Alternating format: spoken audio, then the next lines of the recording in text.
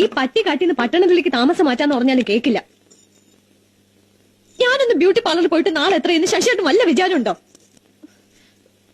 ഒന്ന് ശരിക്കും പിടി എന്റെ ശശിയേട്ടാ. എന്ത് ചെയ്തിട്ട് എന്താ കാര്യം? ഈ രൂപത്തിന് മാറ്റമൊന്നും ഉണ്ടാവില്ലല്ലോ. അതുകൊണ്ട് വിചാരിക്കാത്തതല്ലേ എന്റെ സുന്ദരി. സുന്ദരി എന്നെ കൊണ്ടൊന്നും പറയിക്കണ്ട.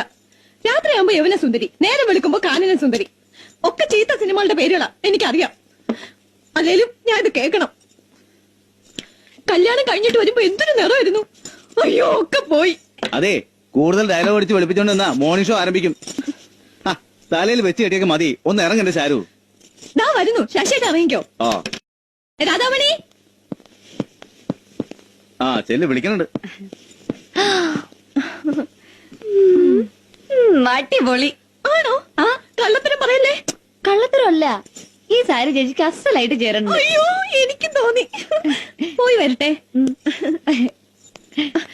രാധേ, പൊട്ട് മാച്ചാണോ? പൊട്ടും കമ്മലും ഒക്കെ മാച്ചാ. അയ്യോ